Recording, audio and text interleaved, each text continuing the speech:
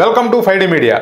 వీళ్ళని టచ్ చేస్తే ఏమన్నా బ్రహ్మాండం బద్దలైపోతుందా, లేకపోతే వీళ్ళ అభిమానులు రోడ్ల మీదకి వచ్చి ధర్నాలు చేసి రాస్తారోకోలు చేసి మన రాష్ట్రాన్ని ఏమన్నా స్తంభింపజేస్తారా ఏమో నాకు అర్థం కావట్లేదు. కానీ కనీసం ఇప్పటికి ప్రభుత్వం ఏర్పడి ఇన్ని రోజులైంది, కనీసం వీళ్ళలో ఎవరిని కూడా టచ్ చేసిన దాఖలాలు కూడా లేవు. అంటే వీళ్ళని ఎందుకు ఇప్పుడు టచ్ చేయాలి, వీళ్ళని ఎందుకు అరెస్ట్ చేయాలి అనేది నా ఉద్దేశం. అంటే వీళ్ళు గత 10 సంవత్సరాలుగా వైఎస్ఆర్సీపీ పార్టీకి అనుబంధంగా పనిచేస్తూ సోషల్ మీడియా ఇన్ఫ్లుయెన్సర్స్ ముసుగులో వీళ్ళ వాడిన భాష, అసభ్యకరమైన పోస్టులు ఇవన్నీ కనుక మనం చూసుకుంటే అవి చదవడానికి కూడా వీలు పడినటువంటి పోస్టులు అనమాట. చదవడానికి కూడా వీలు పడినటువంటి భాష. వీళ్ళు మాట్లాడిన మాటలైతే కనీసం వినడానికి కూడా వినలేనటువంటి భాష. ఇక శ్రీరెడ్డి, పంచ్ ప్రభాకర్ అయితే ఇక వాళ్ళ స్థాయి ఇక ఎంత అధమ స్థాయి అంటే వాళ్ళు వాడిన భాష అంత అధమ స్థాయి. అయినా ఇప్పటి వరకు వీళ్ళ మీద పోలీసులు ఎటువంటి యాక్షన్ తీసుకోలేదు. కనీసం వాళ్ళని వెతుకుతున్నామని కానీ, వాళ్ళని అరెస్ట్ చేశారని కానీ అసలు ఎటువంటి వార్త కూడా మనకి వినిపించట్లా. సోషల్ మీడియాలో కొన్ని YouTube channels Sri Reddy arrest, Borugadda Anil arrest అది ఇదని తమ్నైల్ పెడుతున్నారు, కానీ ఆ వార్తల్లో వాస్తవం లేదని మనకు నిన్న అర్థమైంది. ఎందుకంటే ఎక్స్-సీఎం అయినటువంటి మన జగన్మోహన్ రెడ్డి గారి భార్య అయినటువంటి భారతి గారి పిఏ వర్రా రవీంద్రారెడ్డిని అరెస్ట్ చేశారు, ఇతని మీద 3rd డిగ్రీ ప్రయోగిస్తున్నారని చెప్పి కొన్ని న్యూస్ ఛానల్స్లో కొన్ని కథనాలు ప్రసారం చేశారు. తర్వాత ఏమైంది, ఆయన పులివెందుల్లో జగన్మోహన్ రెడ్డి గారి పక్కనే దర్శనం ఇవ్వడం జరిగింది. అంటే దీన్ని బట్టి అర్థం ఏంటంటే వీళ్ళలో ఎవరిని కూడా పోలీసులు ఇప్పటివరకు అరెస్ట్ చేయలేదు.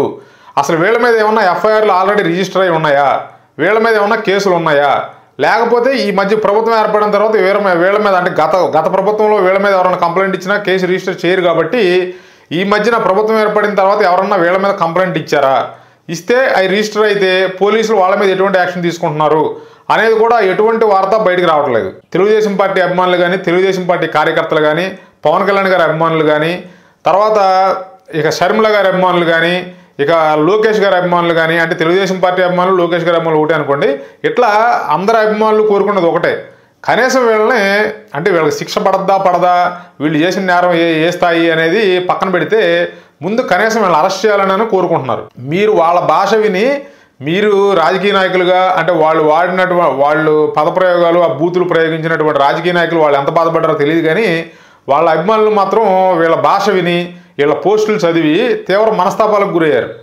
అలాంటిది ఇప్పుడు వాళ్ళు ఎక్స్పెక్ట్ చేస్తారు ఖచ్చితంగా. ఏమని, ఇప్పుడు ప్రభుత్వం ఏర్పడింది, ఖచ్చితంగా వీళ్ళందరినీ తీసుకొస్తారు, పోలీసులు అరెస్ట్ చేస్తారు, వీళ్ళని చట్టం ముందు నిలబెడతారని ఆశిస్తారు. కానీ ప్రభుత్వం ఏర్పడి ఇన్ని రోజులు అయింది, అసలు వీళ్ళ మీద ఎటువంటి యాక్షన్ తీసుకున్నారు, కనీసం వీళ్ళ కోసం పోలీసులు ఎదుగుతున్నారా లేదా అనేది కూడా తెలియట్లా. ఇక ఇప్పుడు శ్రీరెడ్డి అయితే వీడియోలు ఇంకా పెడతానే ఉంది కంటిన్యూస్గా, రకరకాల భాష, రకరకాల అనాలిసిస్లు, కాసేపు జగన్మోహన్ రెడ్డిని తిడుతుంది, కాసేపు వాళ్ళని తిడుతుంది, వీళ్ళని తిడుతుంది, ఏమన్నా కొంచెం మెంటల్గా బ్యాలెన్స్ తప్పిందా అని కూడా అనిపిస్తుంది. తర్వాత ఈ పంచ్ ప్రభాకర్ కూడా సేమ్ ఇప్పుడు శ్రీరెడ్డి ఎట్లా ఇది చేస్తుందో పంచ్ ప్రభాకర్ కూడా అట్లాగే చేస్తున్నాడు. జగన్ తిడుతున్నట్టు, ఏదో జగన్ని ఇది చేస్తున్నట్టు, విమర్శిస్తున్నట్టు పోస్టులు పెడుతున్నాడు. అట్లాగే ఇప్పుడు ఈ బోరిగడ్డ అనిల్ అయితే అజ్ఞాతంలో, అతనేమి ఈ మధ్యకాలంలో బయటకు వచ్చి మాట్లాడింది లేదు, సోషల్ మీడియాలో కూడా యాక్టివ్గా కూడా లేడు. ఈ వర్రా రవీంద్రారెడ్డి అన్న అతను కూడా యాక్టివ్గా లేడు. వీళ్ళంతా ఏంటంటే హైడ్ అయిపోయారు.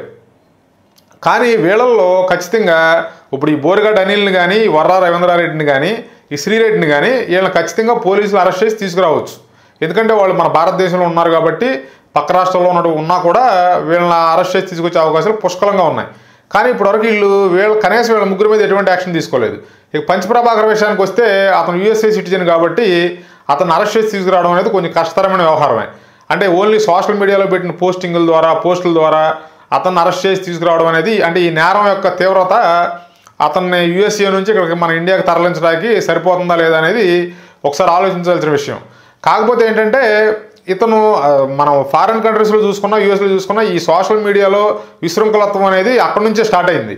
యూఎస్ఏలో కూడా ఇట్లా రాజకీయ ప్రత్యర్థుల మీద సోషల్ మీడియా ద్వారా దాడి చేయడం, సోషల్ మీడియా ద్వారా అసభ్యకరంగా ప్రవర్తించడం, ఇవన్నీ అక్కడి నుంచి స్టార్ట్ అయిన కల్చరే ఇది. దాన్ని ఏంటంటే నిదానంగా మన ఇండియన్ పొలిటీషియన్స్ కూడా దాన్ని వంట పట్టించుకుని ఇక్కడ కూడా ఇలాంటి బూత్ స్టార్స్ని, ఇలాంటి వేస్ట్ ఫెలోస్ని అందరినీ తీసుకొచ్చి ప్రత్యర్థి పార్టీలు వాళ్ళని తిట్టించడం, వాళ్ళ పర్సనల్ లైఫ్ని టార్గెట్ చేయడం, వాళ్ళ భార్యలను తిట్టించడం, ఒకళ్ళ లేడీ అయితే వాళ్ళ భర్తలను తిట్టించడం, వాళ్ళ కుటుంబాన్ని తిట్టించడం, ఇట్లా ఇదంతా చేస్తూ వస్తున్నారన్నమాట.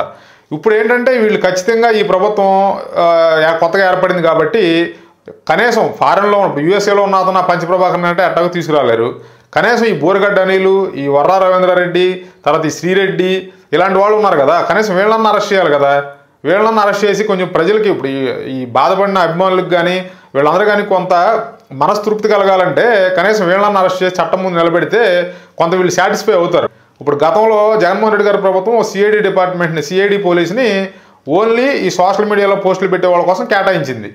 ఆ గత 5 సంవత్సరాలు మీరు చూసుకోండి, సిఐడి పోలీసులు అద్భుతమైన అంటే ఛేదించలేరు, మామూలు పోలీసులు సాధారణమైన క్రైమ్ పోలీసులు ఛేదించలేనటువంటి కేసుల్ని ఈ సిఐడి పోలీసులు ఛేదించినటువంటి దాఖలా ఏమీ లేవు.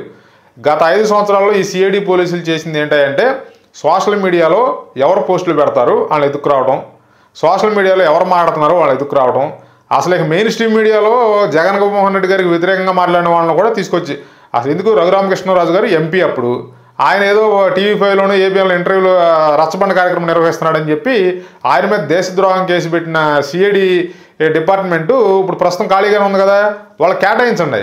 ఇక వాళ్ళకి ఇదే పని కాబట్టి వాళ్ళకి కేటాయించి వీళ్ళందరినీ ఎత్తుకురామని చెప్పండి. అంటే జగన్మోహన్ రెడ్డి గారి భాష ఇది ఎత్తుకురావడం. అంటే మరి చంద్రబాబు గారు అరెస్ట్ చేశారు కదా అని అడిగితే నేను అసలు ఇండియాలో లేను, నేను లండన్లో ఉన్నాను, పోలీసులు ఎత్తుకెళ్ళారు అని చెప్పాడు ఆయన. అంటే భాష చెప్తున్నాను. ఇప్పుడు ఇంక వాళ్ళే ఆ భాష మాట్లాడుతుంటే మనం ఎంత కంట్రోల్ చేసుకున్నా కూడా ఎంత అనుకున్నా కూడా మనకు కూడా కూస్తూ కాస్త వస్తూ ఉంటుంది. అంటే అసభ్యకరంగా మనం మాట్లాడకపోయినా కూడా కొంత ఇలాంటి భాష మనం వాళ్ళని ఫాలో అవుతాం కాబట్టి మనకు కూడా వచ్చే అవకాశాలు ఉంటాయి. అట్లాగే ఇప్పుడు ప్రభుత్వం తొందరగా చేయాల్సిన పని ఏంటంటే ఈ బోరిగడ్డ అనిల్ ఏంటంటే నెల్లూరు రూరల్ ఎమ్మెల్యే అయినటువంటి గతంలో ఎమ్మెల్యే, మళ్ళీ ఆయన తెలుగుదేశం పార్టీ నుంచి గెలిచారు అయినటువంటి ఆయనకు ఫోన్ చేసి పచ్చి బూతులు బెదిరింపులు చేశాడు. ఆ ఆడియో కాలు మనకి సోషల్ మీడియాలో వైరల్ అయింది. కానీ ఈ బోరిగడ్డ అనిల్ కుమార్ రెచ్చిపోతుంటే అవతల సైడ్ నుంచి కోటమిరెడ్డి శ్రీధర్ రెడ్డి గారు చాలా సౌమ్యంగా చాలా కంట్రోల్గా మాట్లాడాడు. జనరల్గా కోటమిరెడ్డి శ్రీధర్ రెడ్డి గారి స్వభావం కూడా అది కాదు, ఈడు అమ్మ అంటే ఆయన నీ అమ్మ అనే రకమే. కానీ ఆయన ఎందుకో మరి వెనక తగ్గాడో లేదా అప్పుడు ఎలక్షన్ టైము మనం ఈ టైంలో మనం అట్లా ప్రవర్తించకూడదు అనుకున్నాడో ఏమనుకున్నాడో తెలియదు. కానీ కనీసం వాడు మాట్లాడిన అతను ఆ బోరిగడ్డ అనిల్ కుమార్ మాట్లాడిన భాష కూడా ఈయన ప్రతిస్పందించాల సరిగ్గా. ఎంతసేపు సరే సరే అన్నాడు కానీ రెస్పాండ్ అవ్వాల. ఇప్పటికైనా ఆయన ఆ బోరిగడ్డ అనిల్ మీద కేసు పెట్టి చట్ట ప్రకారం అంటే మనం చట్ట ప్రకారం ముందుకెళ్దామనే దీంట్లో ఉన్నారు కాబట్టి ఇప్పుడు ఏర్పడిన ప్రభుత్వం అంతా కనీసం మామూలు కేసు పెట్టి కనీసం చట్ట ప్రకారం అతను అరెస్ట్ చేసి తీసుకొచ్చి చట్టం ముందు నిలబెడతారని. లేకపోతే ఈ శ్రీరెడ్డి ఉంది, ఈ శ్రీరెడ్డి మాట్లాడే భాష ఆ బూతులు ఇంకా వాటి గురించి మనం ఎలా ఒక విషయం చెప్తానండి. ఇప్పుడు మనం సోషల్ మీడియాలో పొలిటికల్కి సంబంధించిన వీడియోలు చూస్తూ ఉంటాం. యూట్యూబ్ ఏం చేస్తుందంటే మనకి యూట్యూబ్లో చూసేటప్పుడు యూట్యూబ్ ఏం చేస్తుందంటే ఈ పొలిటికల్కి సంబంధించిన వీడియోలన్నీ మనకి సజెషన్ రూపంలో పుష్ చేస్తూ ఉంటుంది మన దగ్గరికి. అప్పుడు ఏమవుతుందంటే మనం వద్దనుకున్నా కూడా వీళ్ళ వీడియోలు ఏమిటి మనకి రికమెండేషన్స్ రూపంలో వస్తాయి. వచ్చినప్పుడు గబుక్కని ఓపెన్ చేస్తాం. అంటే ఆ తమ్నైల్ చూసో లేకపోతే ఏదో తమ్నైల్ కూడా ఏదో డిఫరెంట్గా పెడతారు బూతులుగా అన్నట్టుగా. ఓపెన్ చేస్తే ఇక అన్ని పచ్చి బూతులే. ఆ వీడియో ఓపెన్ చేస్తే అన్ని పచ్చి బూతులే. వీళ్ళ యూట్యూబ్ ఛానల్ కానీ వీళ్ళ సోషల్ మీడియా అకౌంట్లు ఓపెన్ చేయడం అంటే మన ఇళ్ళలో సెప్టిక్ ట్యాంకులు ఉంటాయి కదా, సెప్టిక్ ట్యాంకులు, ఆ సెప్టిక్ ట్యాంకులో దూకినట్టే లెక్క. వీళ్ళ యూట్యూబ్ ఛానల్ కానీ వీళ్ళ సోషల్ మీడియా అకౌంట్ కానీ ఓపెన్ చేస్తే అంత దరిద్రం గత 10 ఏళ్ల నుంచి సోషల్ మీడియాలో వీళ్ళు అంత దరిద్రాన్ని అంత అసభ్యకర భాషనే వీళ్ళు ప్రయోగించారు. కాబట్టి చంద్రబాబు నాయుడు గారి అభిమానులు, లోకేష్ గారి అభిమానులు, వీళ్ళు లోకేష్ గారి భార్య అయినటువంటి బ్రాహ్మణి గారి మీద, షర్మిల గారి భర్త మీద, తర్వాత అసలు రాజకీయాలకు సంబంధం లేనటువంటి అంటే అప్పటికి వీళ్ళు కామెంట్లు మొదలెట్టిన టైంకి భువనేశ్వర్ గారికి అసలు రాజకీయంతోనే సంబంధం లేదు. అప్పటికే ఆ భువనేశ్వర్ గారి మీద, తర్వాత పవన్ కళ్యాణ్ గారి మీద, పవన్ కళ్యాణ్ గారి వైఫు వాళ్ళ పిల్లల మీద, అసలు ఆ బోరిగడ్డ అనిల్ అయితే పవన్ కళ్యాణ్ గారి పిల్లల గురించి మాట్లాడిన మాటలు ఎవరన్నా సభ్య సమాజం వింటే తలదించుకుంటుంది. మనం ఇలాంటి ప్రజాస్వామ్యం ఇలాంటి వ్యవస్థలో మనం ఉన్నామా, అసలు ప్రభుత్వం ఎందుకు ఇలాంటి వాళ్ళ మీద ఎటువంటి నిర్ణయం తీసుకోవట్లేదు అని ఖచ్చితంగా అనుకుంటారు. పవన్ కళ్యాణ్ గారి పిల్లల మీద ఆ బోరిగడ్డ అనిల్ అనే వ్యక్తి మాట్లాడిన మాటలు అట్లా ఇక కనీసం వీళ్ళని అరెస్ట్ చేసి శిక్ష పడదా పక్కన పెట్టేయండి. కనీసం వాళ్ళని అరెస్ట్ చేసి చట్టం ముందని నిలబెడితే మీ అభిమానులు అంటే వీళ్ళు ఎవరినైతే టార్గెట్ చేసి బూతులు మాట్లాడారో వాళ్ళ అభిమానులన్నా కొంత మనశ్శాంతిగా ఉంటారు, వాళ్ళ మనసుకు సంతృప్తి చెందుతారు.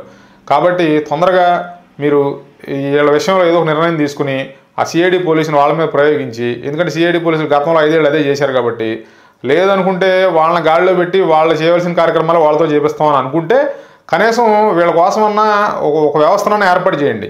ఏర్పాటు చేసిన వీళ్ళని ఎదుర్కొచ్చే కార్యక్రమం చేయండి. చేసి వీళ్ళని పట్టుకుని చట్టం ముందు నిలబెట్టి ప్రజలకి వివరాలు అందించదు, వివరాలు తెలియజేయండి.